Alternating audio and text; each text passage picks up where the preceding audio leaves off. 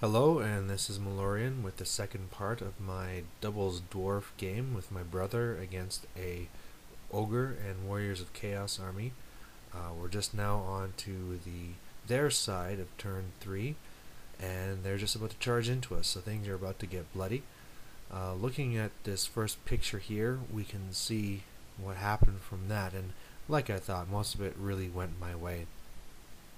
On the far right side, his bulls charged into my warriors. I beat them through static res, and they broke, and I didn't quite catch them. His iron guts, which charged into my longbeards there, I beat them, even though they killed a few of my guys, but they held.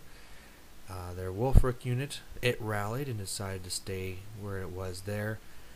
And one thing that's a little bit going to be worrying me here is that now those lead belcher units are actually man eaters, and that guy with no head is his tyrant, and they're now deeper into me than I had hoped, because I knew I was going to beat their main line before they got to me, but now I didn't really truly wipe it out. So things like that warrior unit, do I go after those bulls, or do I turn and deal with the man eaters? And so really I'm going to be relying on those miners to go around and stop them, but at the same time I wanted the miners to deal with those marauders of Wolfric, whatever his name is. So I'm going to have to be really careful on the next turn to make sure that we deal everything here and don't crack open our castle. And then we can see here in the middle my lord and the hammerers. We went and we beat that main unit of his. That was that super ogre unit he had with the bruiser and everything, and just beat them and ran them down. So they're gone. And my other long beards over here, they beat those iron guts, and they ran all the way past those corn chosen, which have now moved up, and that means I'm going to have to deal with them next, because they're now going to be right in and at me. And there's that Demon Prince special character in there, and she can fly, so she already might be in range to be hitting our war machine, so if we don't deal with her, she's going to be making a lot of trouble for us. If you look at the top of the screen, you can see that what they decided to do was to turn that warrior unit off to the side, because they just kind of feared at this point they're not going to get through and pass that terrain, so they might as well just go and try and deal with my left flank. Then on to my turn 3, or our turn 3 for the dwarves.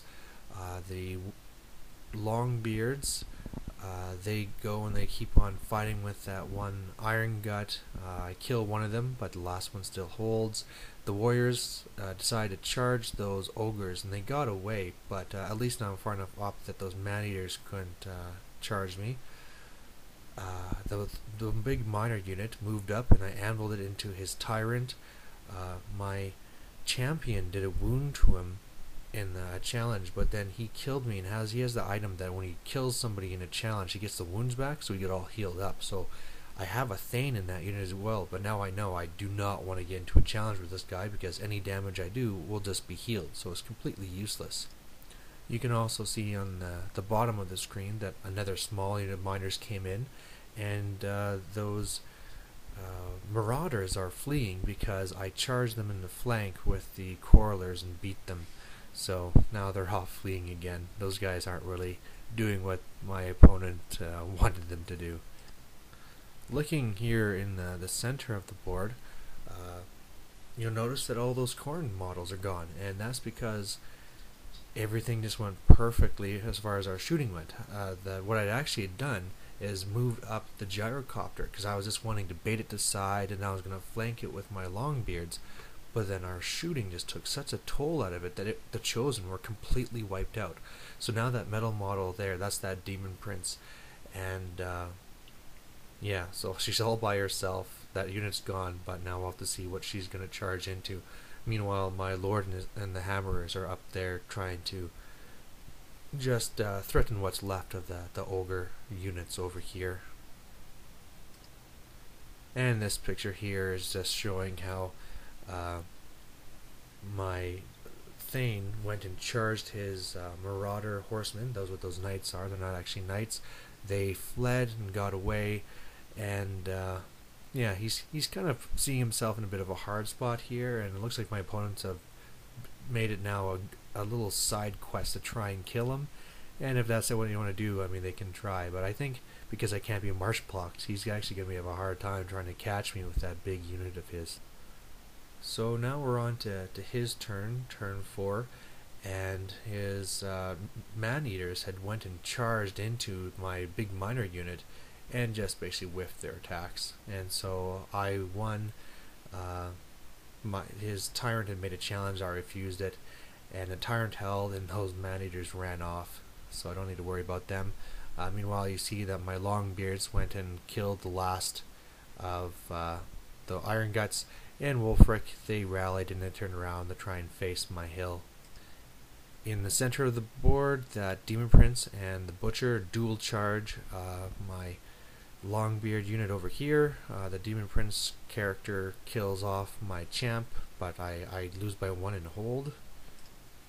That black model is actually a bruiser in the top left. That charged my gyrocopter, and I got away, so he's kind of out in the middle of nowhere.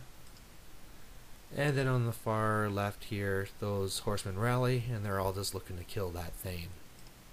So on our turn, we shoot those Wulfric's marauders to death, and they're gone.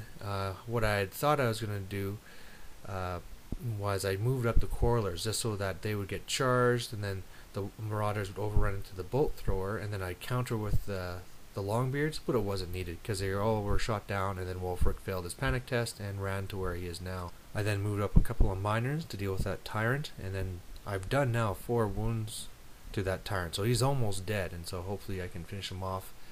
And I'm also, those bulls at the top of the screen, moving up my warriors just to deal with them. Then here in the center, all hopes or shots at those the tyrant in the middle of nowhere failed. But in combat, you know, now that that special character just have +2 strength from the charge, I win combat, did 2 wounds to the butcher, and then he takes off while that special character held. That unit of warriors there was supposed to be anviled into the flank to really put into my favor, but my anvil misfired and exploded, so it's gone. And this picture here, as blurry it is just kind of showing you in general what's going over the entire board, just to kind of keep it in perspective. So on turn 5, and at this point our opponents decided that we're going to be stopping at the end of turn 5, his man-eaters rally, his butcher still holding on. You know, I'm still winning combat and not able to kill him. I'm getting pretty lucky there, I think. And his butcher failed to rally and is actually running more towards me. At the top of the screen, his bulls charged into my warriors, and I actually beat them and caught them. So pretty fast dwarves there. But that's nothing compared to that lone Thane over here, who got charged by those marauder horsemen.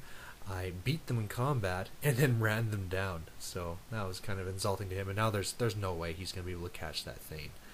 He also charged his Iron Guts you see there into my Hammerers, and I beat them and failed to catch them.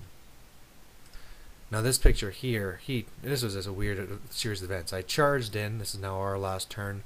I need 5s to hit, 6s to wound. He has a 2+ save. I managed to get a wound through, but then he rolls double 1s for his break test. So he held here. So, you know, whole army's falling apart, but at least his special character is holding up.